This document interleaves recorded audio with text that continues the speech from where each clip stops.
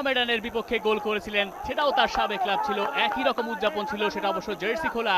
তখন প্রায় সপ্তাহখানেক আগে ময়মনসিংহের রফিকুদ্দিন ভূঁইয়া স্টেডিয়ামে ফেডারেশন কাপ ফাইনালে মুখোমুখি হয় আবাহনী ও কিংস। সেদিন নির্ধারিত সময়ে খেলা 1-1 সমতায় থাকলে ম্যাচ গড়ায় অতিরিক্ত সময়ে, কিন্তু অতিরিক্ত সময়ের প্রথমার্ধের পরই আলোক স্বল্পতার কারণে ম্যাচটি স্থগিত করা হয়। 105 মিনিট খেলার পরও অমীমাংসিত সেই ম্যাচের বাকি 15 মিনিট পরে আয়োজনের সিদ্ধান্ত নেওয়া হয়। আজ একই মাঠে বাকি 15 মিনিট খেলা অনুষ্ঠিত হয়েছে, তবে এরপরও 1-1 সমতা না ঘোচায় ম্যাচ গড়ায় টাইব্রেকারে। সেখানে আবাহনীকে 5-3 ব্যবধানে হারিয়ে টানা দ্বিতীয়বারের মতো ফেডারেশন কাপ শিরোপা জিতে নেয় কিংস। নাটকে ঠাসা ফেডারেশন কাপের ফাইনালের টাইব্রেকারও ছিল নাটকীয়তা।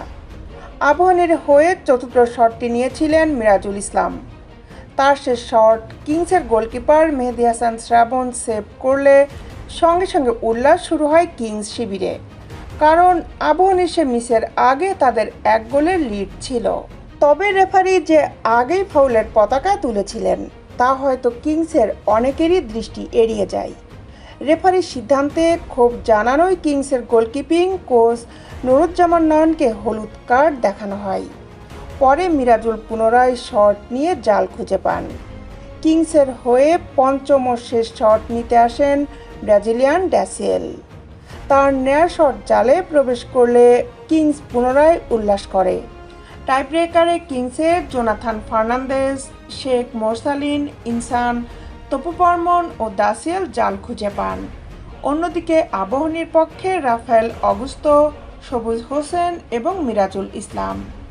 তবে দলটির স্ট্রাইকার এমেকা টাইব্রেকারে লক্ষ্যভেদ করতে পারেননি। শেষ পর্যন্ত সেটাই ম্যাচে পার্থক্য গড়ে দেয়। দেশ বিদেশের খেলার আপডেট নিউজ পেতে আমাদের সাথেই থাকুন। Justice sports, Dhaka.